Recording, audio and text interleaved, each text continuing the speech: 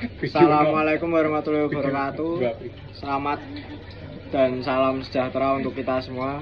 Perkenalkan, nama saya Kemal Wangsaputra Leksono dari kelas C S1 Manajemen Pagi. Pada kesempatan kali ini saya akan mempresentasikan presentasi saya yang berjudul poligami dalam pernikahan.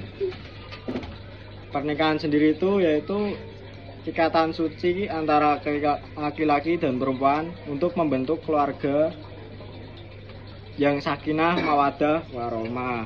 Namun dalam Islam ada bentuk pernikahan yang sering terjadi menjadi bahan perdebatan, yaitu poligami, di mana seorang laki-laki menikah dengan lebih dari satu perempuan, maksimal 4. Topik ini menarik untuk dibahas karena menyangkut ajaran agama, nilai keadilan, serta hukum yang berlaku di Indonesia. Dalam makalah ini, rumusan masalah yang dibahas antara lain yaitu: 1. Apa yang dimaksud dengan poligami? Apa dasar hukum poligami dalam Islam dan Indonesia? Apa saja syarat dan ketentuan pelaksanaan poligami?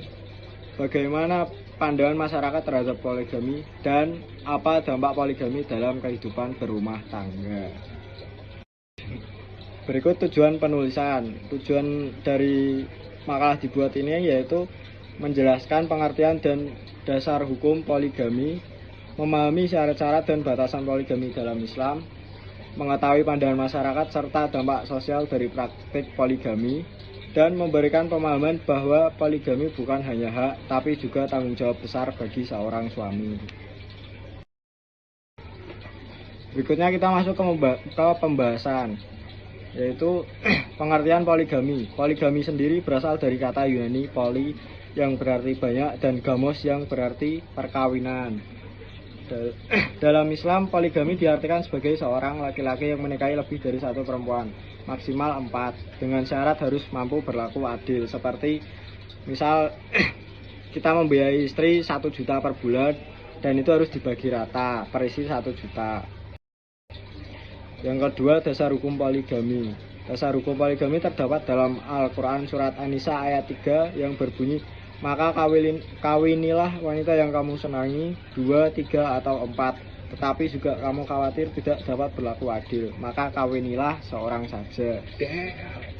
Ayat ini menunjukkan bahwa poligami diperbolehkan tetapi dengan syarat adil. Selain itu, Undang-Undang Nomor 1 Tahun 1974 dan kompilasi hukum Islam juga mengatur bahwa poligami harus mendapat izin pengadilan agama, persetujuan dari istri pertama, dan ada alasan kuat seperti istri tidak bisa memiliki anak atau sakit berat. Yang ketiga, pandangan masyarakat dan dampak poligami. Masyarakat memiliki pandangan yang berbeda-beda. Sebagian menilai poligami sebagai solusi sosial, misalnya untuk menjaga keturunan atau membantu perempuan yang kesulitan menikah. Namun banyak juga yang menilai poligami dapat menimbulkan ketidakadilan, kecemburuan, dan tekanan emosional dalam keluarga. Dampak positif poligami bisa terlihat bila dilakukan dengan adil dan bertanggung jawab. Sedangkan dampak negatifnya muncul bila suami tidak mampu menyeimbangkan keadilan sesama istri. Kesimpulan dari pembahasan ini dapat disimpulkan bahwa poligami diperbolehkan dalam Islam, tetapi bukan kewajiban. Syarat utama poligami adalah keadilan, kemampuan lahir batin, dan izin istri pertama.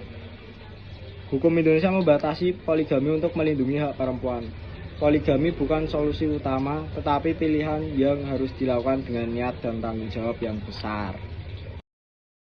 Nah, saran dari saya sendiri yaitu umat Islam memahami makna keadilan sebelum memutuskan untuk berpoligami. Yang kedua, poligami sebaiknya menjadi jalan terakhir, bukan keinginan pribadi semata.